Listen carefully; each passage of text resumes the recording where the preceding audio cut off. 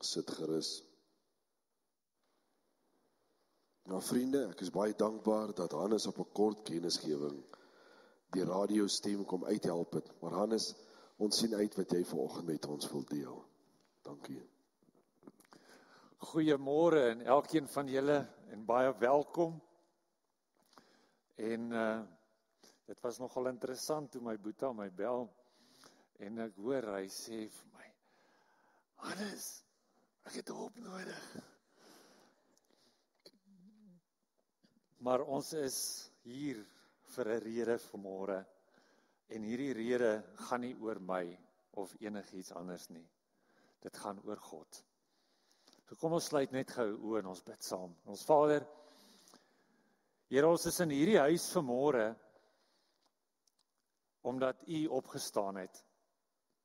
Ons kan vanmôre vier 'n feesmaal, 'n feestyd waar ons 'n lofoffer gesing het tot U omdat U opgestaan het, Jesus. Here, ons gebed vanmôre is waar hierdie woord uitgaan. Dit woord sal wees wat Heilige Gees draand is. En Here, soos ons ingekom het in hierdie kerk vanmôre, dat ons alles neergelê het, die eie ek, die harde hart, en dat ons gekom het om te kom ontvang, hierdie tyd uitgekoop het vir U Vader. Here, waar ons U kom eer het met hierdie lofsang, en dit uitgebasyn het, U het opgestaan. Kan ons net sê, dankie Here. Dankie.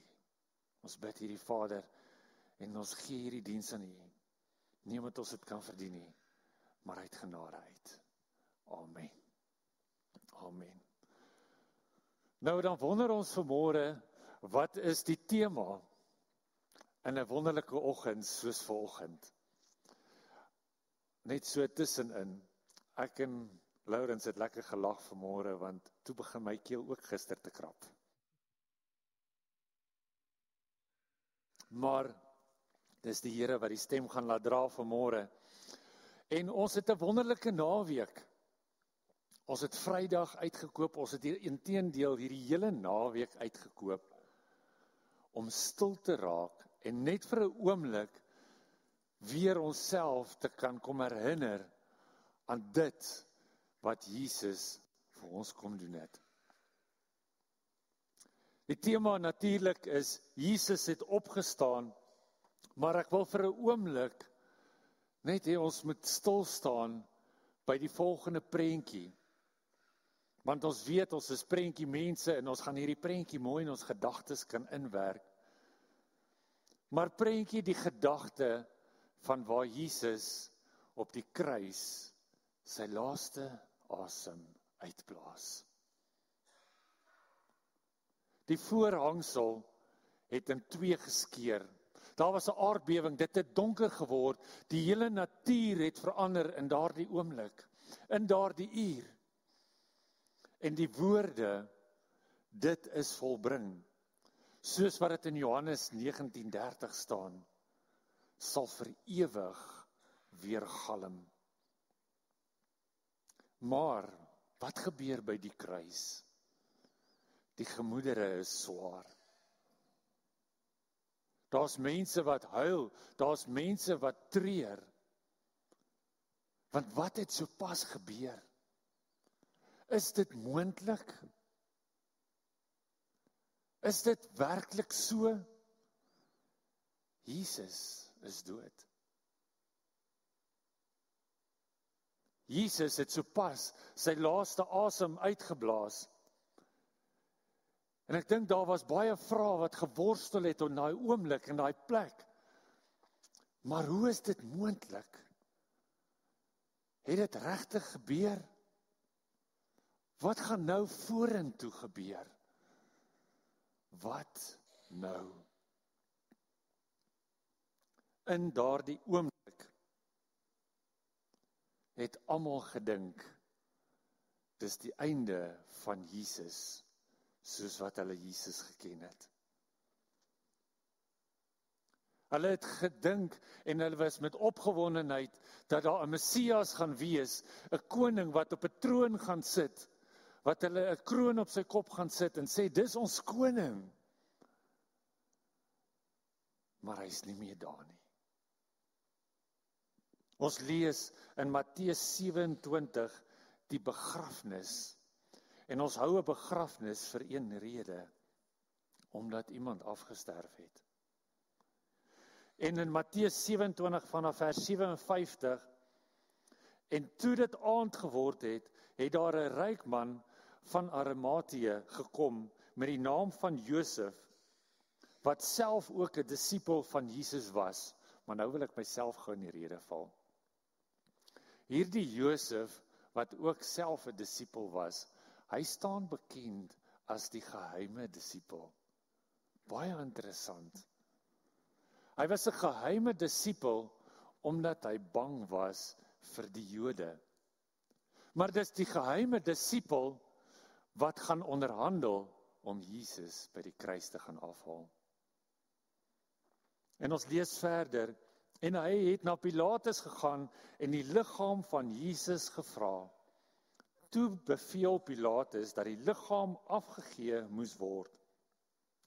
En Josef het die liggaam geneem en dit met 'n skoon linne toegedraai en dit in 'n nuwe graf neergelê wat hy in 'n rots uitgekap het.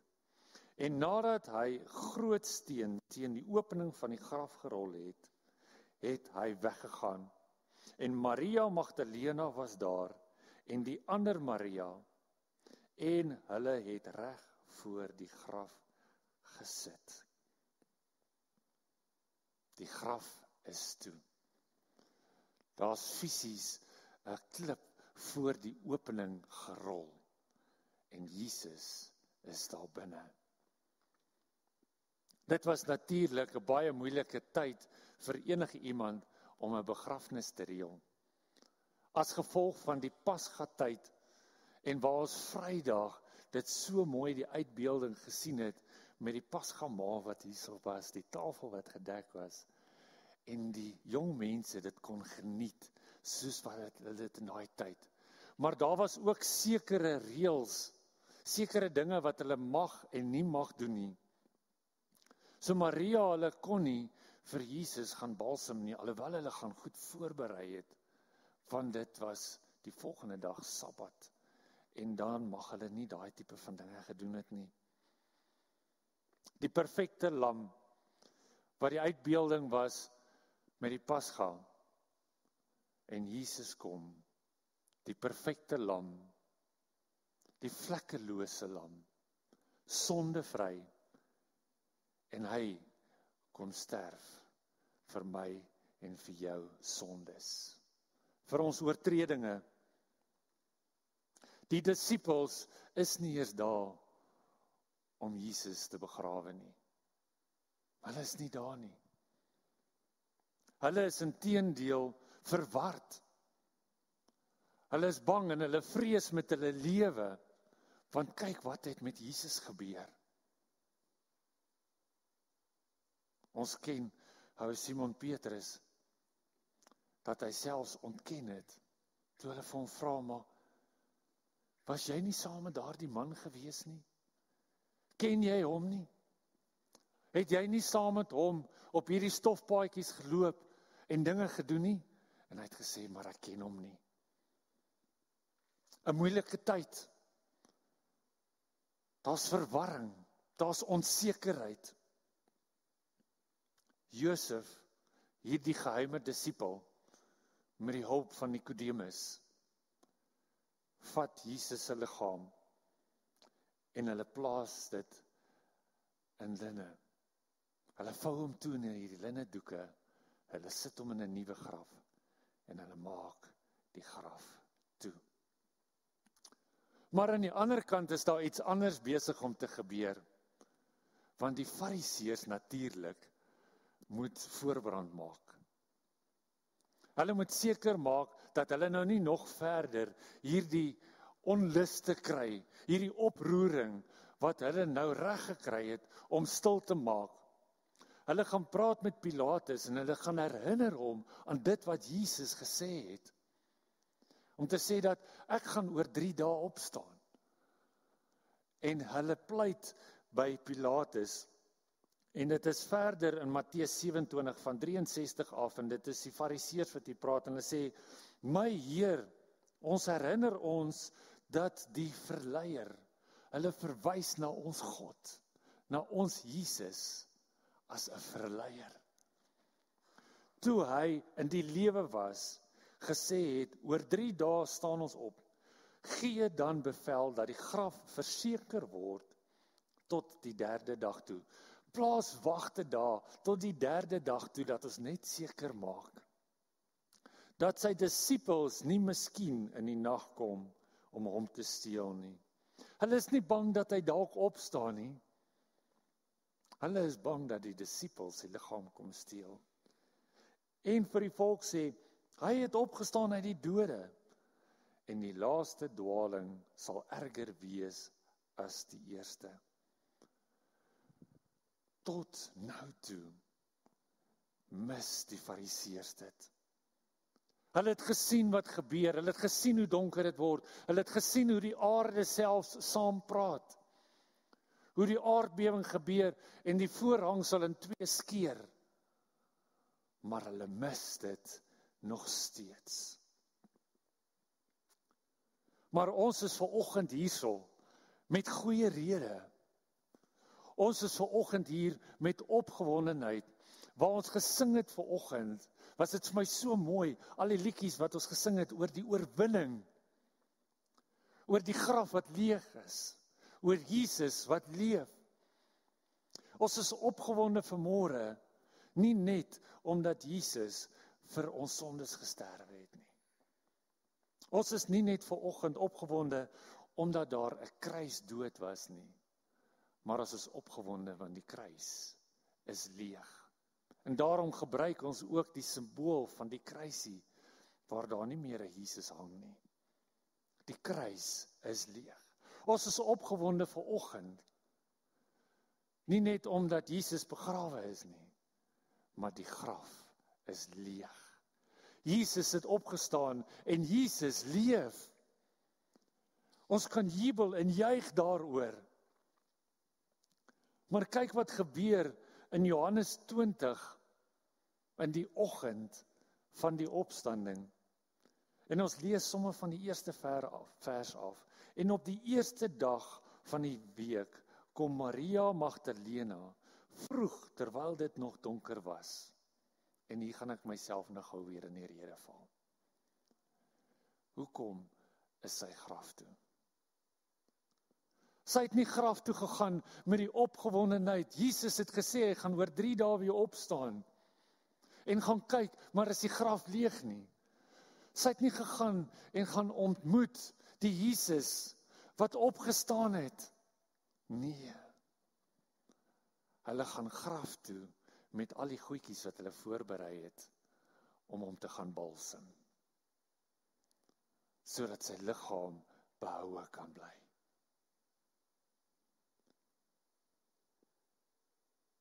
En ek lees verder, terwyl dit nog donker was, by die graf sien sy dat die steen van die graf weggeneem was. Sy hardloop toe en kom by Simon Petrus en by die ander disipel vir wie Jesus liefgehad het. Van wie praat hulle hierso? Die ander disipel vir wie hy baie lief was.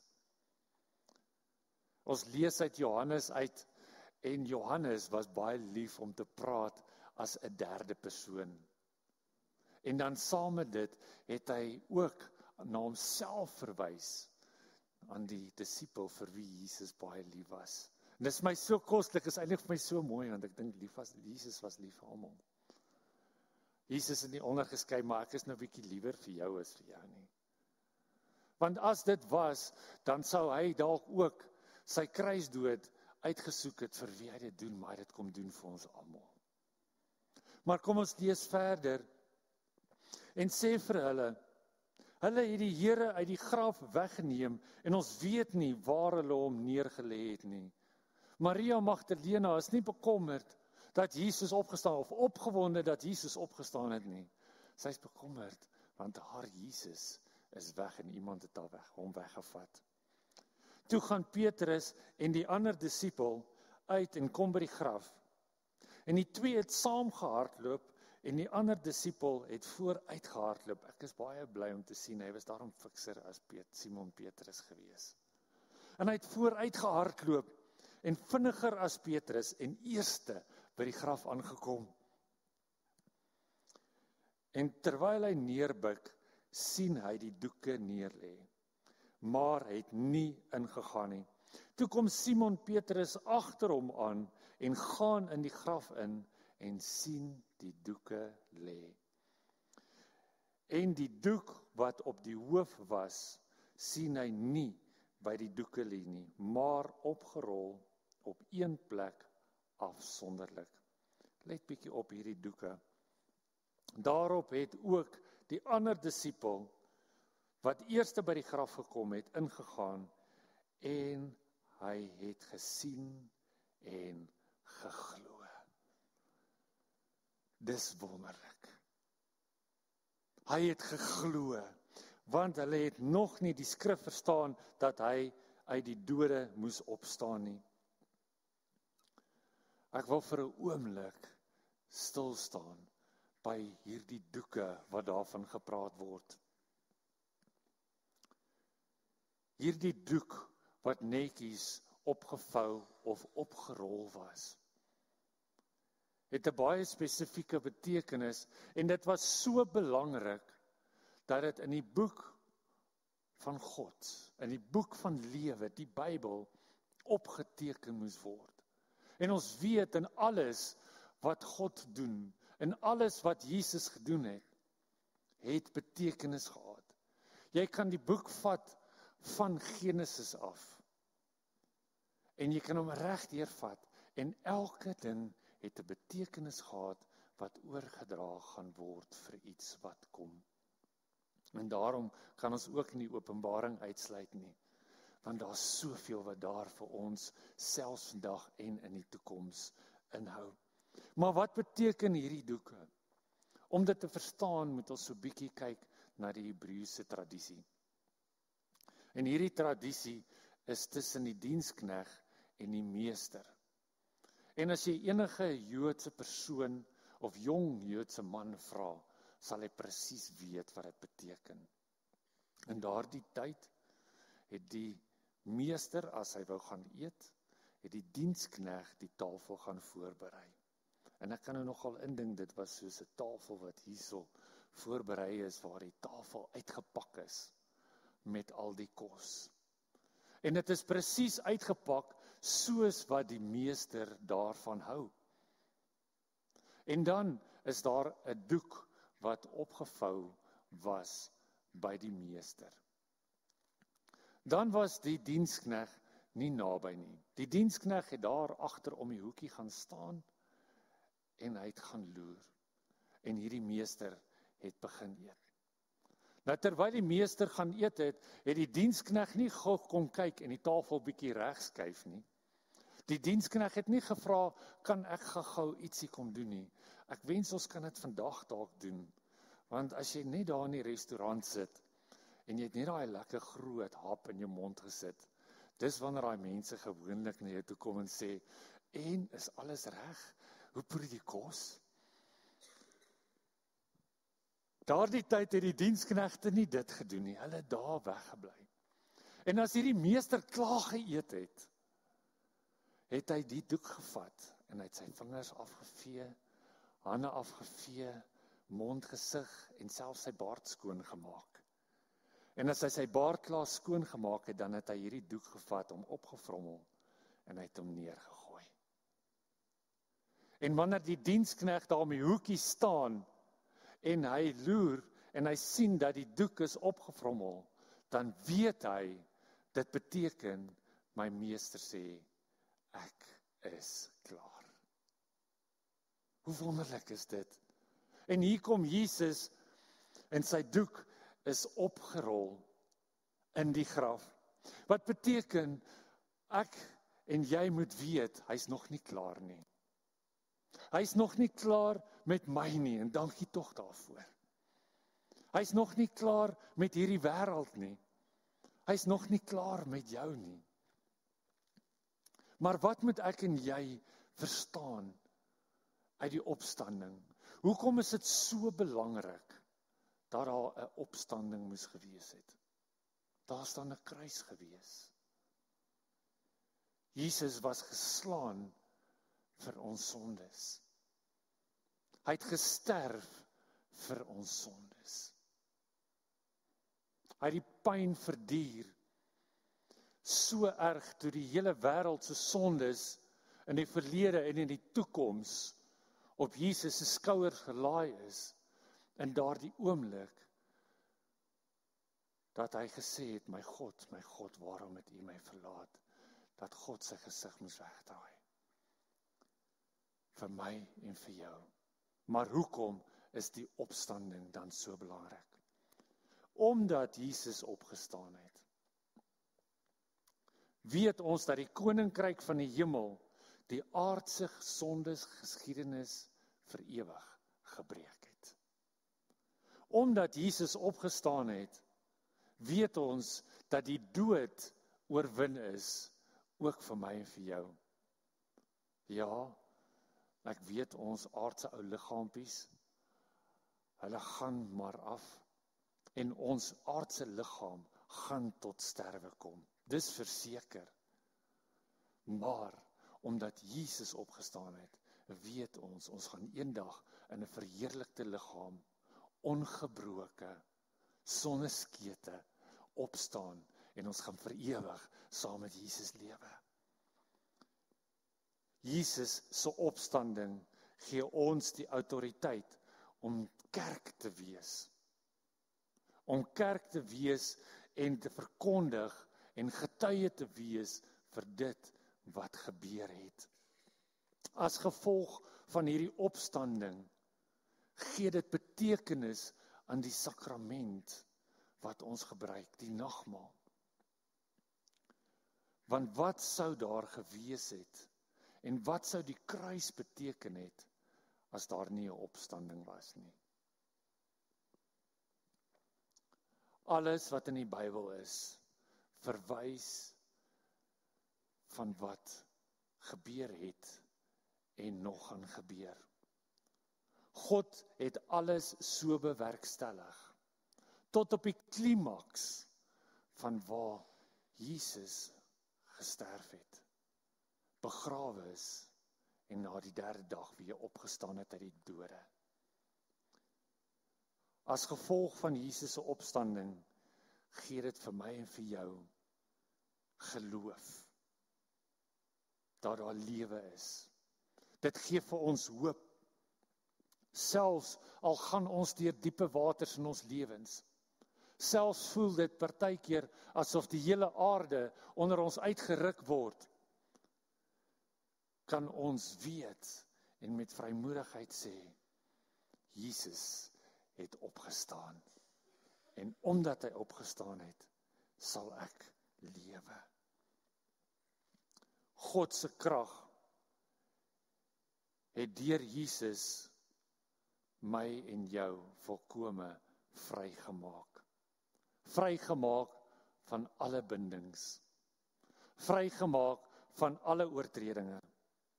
En dieselfde God wat Jesus uit die dood uit opgewek het, is die God wat dieselfde is gister, vandag, môre tot in alle ewigheid. Is dieselfde God wat oneindige krag het, nie net vandag nie, nie net gister nie, ook tot in alle ewigheid.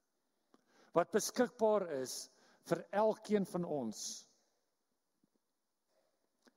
omdat ons vry kan wees en in oorwinning kan lewe vandag. Nie môre nie, nie miskien iewers daar in die toekoms nie, dis beskikbaar vir ons vandag. En selfs in 'n tyd waar ons beleef vandag waar daar soveel onheil om ons is, kan die onheil ons nie aanraak nie, want ons staan in sy oorwinning. Jesus sit in die regterhand van God. En hy is besig om vir my en vir jou 'n plek voor te berei. Maar wat doen ek en jy intussen? Wat doen ons? Die Bybel het nie hier gestop.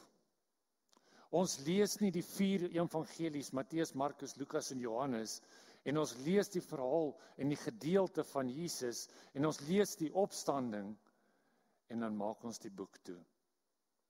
En dis nou klaar. Nee, want daar is soveel meer.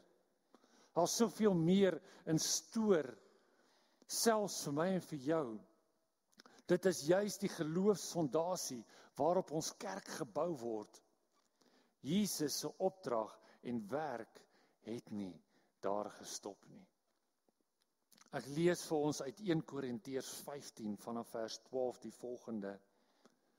As dit dan gepreek word dat Christus uit die dode opgewek is, hoe sê sommige onder julle dat daar geen opstanding van die dode is nie? As daar geen opstanding van die dode is nie, dan is Christus ook nie opgewek nie. En as Christus nie opgewek is nie, dan is ons prediking vergeefs en vergeefs ook julle geloof. Paulus skryf hierso, hy sê, maar as dit nie daar was nie, dan alles wat ons nou doen, het geen betekenis. Dan kan ons toemaak, ons kan klaarmaak. Maar dit het nie. En Jesus leef. Hy het opgestaan. En daarom is daar 'n boek soos Handelinge gewees, en die boeke wat daar volgens volg, van 'n nuwe era, van 'n kerk wat gebou word, van die uitstorting van die Heilige Gees, van die werking van die liggaam van Christus, 'n lewendige liggaam van Christus, en ook die vloei van gawes. As ons dink, ons kom op 'n Sondag kerk toe, en ons kom leer hierso iets, en dit is wonderlik, die boodskap wat ons kry, en dit is kos vir ons vir die week, en ons gaan hier uit, en ons kom volgende Sondag terug, en ons kom halfweg 'n bietjie kos, en ons kry 'n bietjie krag, en dit is vir ons genoeg, dan mis ons dit. Want dit stop nie daar nie. Om werklik kerk te wees, kan ons nie die boek daar toemaak nie. Maar ons moet gaan kyk wat kerk werklik beteken, omdat Jesus opgestaan het.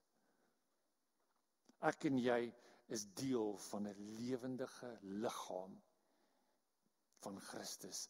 Elkeen van ons het 'n funksie. En in hierdie familie moet ons by mekaar leer. Ons moet mekaar kan opbou as familie. Ons moet mekaar kan aanmoedig. Ons moet vir mekaar kan intree en bid. En ons moet veral vir die leiers van die gemeente, moet ons kan intree, maar nie net vir die leier van die gemeente nie, vir sy hele gesin. Want geloof my, die aanvalle kom nie net na die leier toe nie, maar dit kom na die voorloper en sy gesin. En daarom moet daar ingetree word, en daarom moet ons intercede, ons moet intercessors wees vir ons leiers van ons gemeentes. So moet ons vir hierdie gemeente kan bid en intree, en ons moet werklik familie wees van mekaar. Ons moet kan leef kerk, en ook mekaar kan bedien hier binne in die kerk met die gawes van die Gees. Maar net soos ons nie Sondag vir Sondag net kan kerk toe kom en dis klaar nie, want die kerk stop nie binne hierdie mure nie. Die kerk is daar buite ook. Jesus is gekruisig, hy is begrawe, Derde dag het hy weer opgestaan. Vir ons almal se sondes. Vir elkeen wat glo, dat ons nie verlore kan gaan nie, maar die ewige lewe kan beerwe. En daar word gepraat van elkeen. En daarom kan ons nie anderster, as ons hier uitgaan, dat ons kerk daar buite moet wees. Dat ons deur die werking van die Heilige Gees daar buite ook mense gaan bedien. Familie wees en vir mense gaan bid en vir mense gaan intree. Vir die wat nie hier binne kan inkom nie. Vir die wat nog nie weet hoe wonderlik dit is om deel van 'n familie in Christus te kan wees nie. Is dit ons werk om werklik kerk daar buite te gaan wees. Ons kan nie net die gedeelte lees wat ons in die Nuwe Testament lees, van Handelinge af vorentoe, van hoe hulle kerk gebou het, en hoe hulle uitgegaan het om kerk te wees. En dan is ons maar net Sondag vir Sondag by die plek nie. Omdat jy volkome vrygekoop is, deur die bloed van Jesus Christus, en die graf vir ewig leeg is, kan jy met die vrymoedigheid ook kerk daar buite wees. So kom ons leef kerk. Kom ons wees kerk, kom ons wees 'n liggaam van sentraal gemeente wat uitgaan en mense die koninkryk gaan wys. Daar's vanmôre 'n klein dingetjie wat uitgedeel gaan word, 'n paar dingetjies sien ek. Maar die kruisie wat jy gaan kry, gaan sit hom in jou sleutelhouer. Ek het vanoggend gesien oom Andrei wys my, hy maak hy bos, maar is net so groot bos, hy maak hom so, en hy waai hom so. Hy sê, ek het nog 'n plekkie. Ek is seker, ons gaan nog 'n plekkie kry. Maar hierdie kruis is 'n leë kruis, net met die naam Jesus op. Maar mag jy dit in jou sleutels hou, of mag jy dalk, as dit op jou hart geplaas word, vir iemand gaan saai, om te gaan sê, Jesus het jou lief, hy het vir jou sondes so gesterf. Maar as jy hom in sleutels hou, vat hom, en herinner jouself aan die prys wat hy vir jou betaal het. Amen. Kom ons bid saam. Ons almagtige God en Hemelvader, Here, ons het nie genoeg woorde om vir U te sê hoe dankbaar ons is, dat daar nie net die kruis was nie, maar dat U opgestaan het, dat die graf leeg is, sodat ons ook kan liggaam wees, wat kan glo, wat kan uitleef. Vader, ons is vanmôre in hierdie huis, en ons hoor U woord, en ek wil vra Heilige Gees, dat U die draer van hierdie woord sal wees, dat ons hierdie woord sal vat, en deel sal maak van ons liggaam, en waar ons uit sal gaan, Vader, dat ons voedsel sal wees vir 'n donker wêreld, en Here, dat ons kan weet deur die autoriteit wat U in ons geplaas het, ons met hierdie autoriteit kan beweeg en 'n lewendige God kan proklameer daar buite. Want Jesus leef.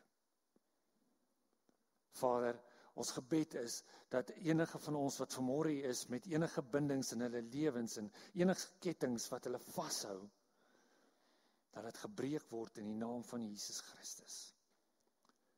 Ek bid, Vader, vir elkeen wat siek is, elkeen wat moeg is, elkeen wat belas is en oorlaai is, Vader, dat U daardie las in hierdie oomblik sal kom skoonmaak en afwas. Want ons is vry. Ons is vry van daai laste. Here, en dat ons waarlik dit sal neersit en sê, ek is klaar met dit. Dankie, Vader, vir U woord. Dankie, Vader, vir U liggaam. Dankie, Here, dat U nooit opgehou gegee het op enige van ons nie. Ons het U so nodig. Seën ons, lei boet en bewaar ons. Dankie Vader, want ons het U lief. En ons bid dit Vader, nie omdat ons kan verdien nie, maar alleen uit genade uit.